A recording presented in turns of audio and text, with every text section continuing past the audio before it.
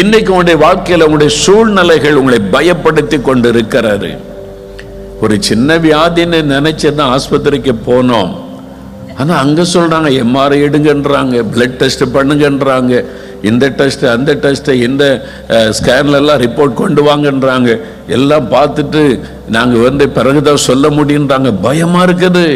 ஏதோ ஒரு சின்ன வலி சின்ன வேதனை நீ வந்தா இவ்வளவு பெரிய பிரச்சனையா? பயம். சூழ்நிலைகள் பயத்தை கொண்டு வருகிறது. ஒரு சின்ன பிரச்சனை நீ நினைச்ச, இன்னைக்கு பிள்ளைகளுடைய வாழ்க்கையில புயல் வீசுகிறது. குடும்பமே உடைந்து விடக்கூடிய அளவிற்கு புயல் வீசுகிறது. பெரும் காற்று வீசுகிறது. எங்க குடும்பத்துக்கு விரோதமாக கடல் கொந்தளித்து புயல் வீசுகிறது. கடன் பிரச்சனை ஒரு பக்கம், மனிதனால் வருகிற பிரச்சனை ஒரு பக்கம், பொல்லாத ஆவியினால் உண்டாகிற போராட்டம் ஒரு பக்கம். எல்லா பக்கத்திலும் சுழல் காத்து சுழன்று அடிக்கிறது. ஐயோ, என்ன செய்வதென்று தெரியவில்லை. சூழ்நிலைகளை குறித்த பயம்.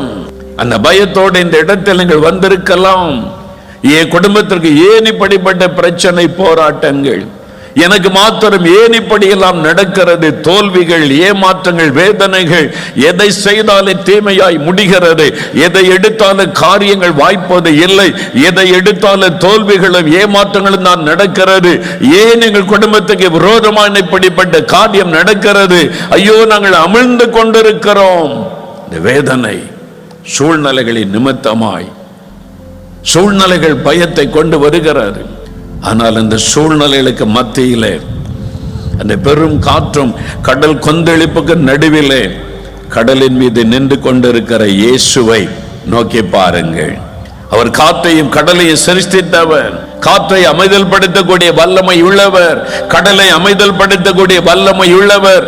ஒரு வார்த்தை சொன்னால் அந்த கடல் அமைதியாகிவிடும். ஒரு வார்த்தை சொன்னால் காற்று அமைதியாகிவிடும்.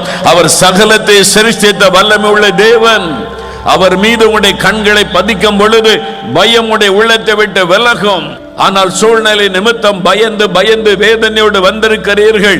ஆண்டவர் இந்த பயத்திற்கு இன்றைக்கு ஒரு முடிவை உண்டாக்க விரும்புகிறார். உன் பயத்திற்கு நான் முடிவை உண்டாக்குகிறேன்.